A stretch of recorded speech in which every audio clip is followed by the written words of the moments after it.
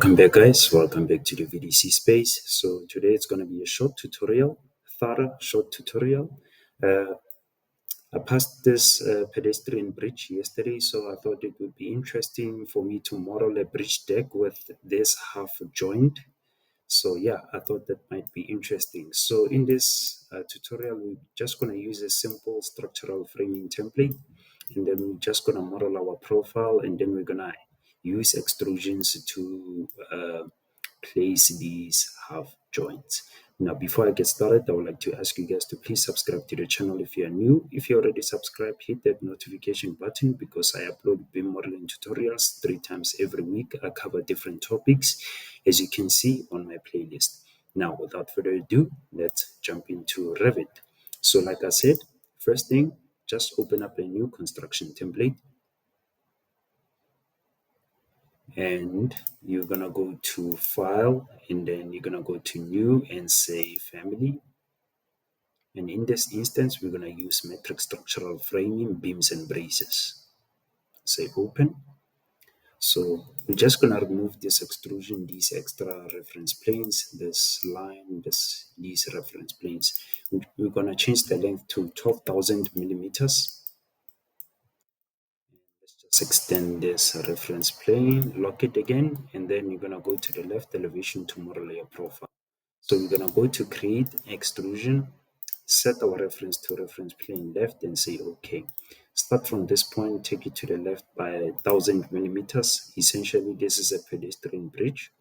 And we're going to go down by, let's say, 300 millimeters, diagonally at 45 degrees by 200 millimeters, and then you're going to take it down, take it to the right. So in this instance, you're going to select all these lines, mirror peak axis, and then mirror it towards the other side. Select these two, remove them, and then just say trim and extend, say, let's just add a material. We're going to make it a precast concrete and say OK.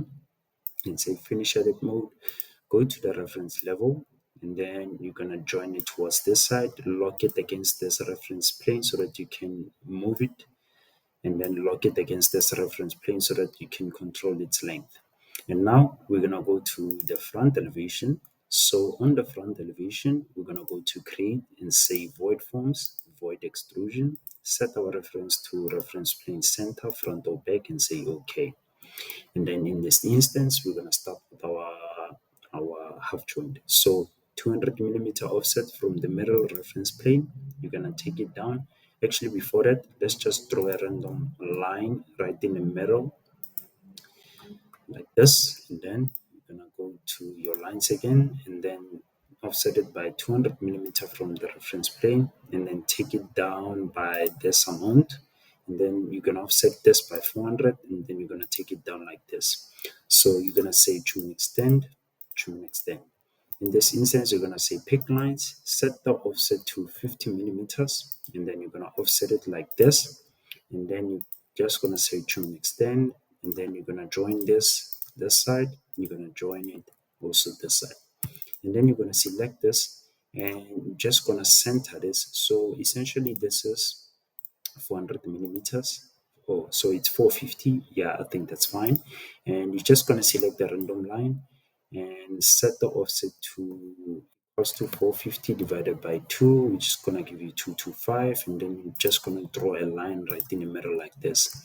Select this entire these lines, and then you're going to just adjust it like this right in the middle. Remove this line, and there you have it. You're just going to say finish edit mode, go to the reference level, and then move your void towards this side, lock it, move your void towards this side, and then lock it.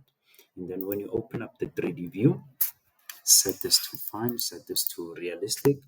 This is essentially how it looks. So that is your half joint that you have there.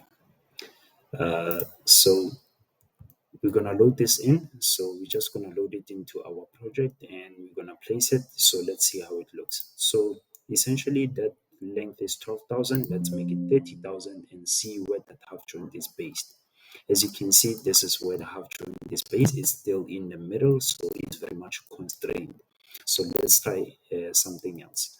You're going to go to structure beam, which is a structural framing. You're going to select start and radius art. You're going to place it like this, and then you're going to make it go to the 3D view. And when you make it curved, the half joint, it's still on its set position. So it's very much accurate in terms of how we constrained it and how we made it intelligent.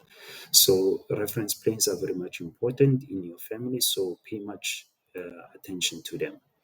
So yeah, that's it.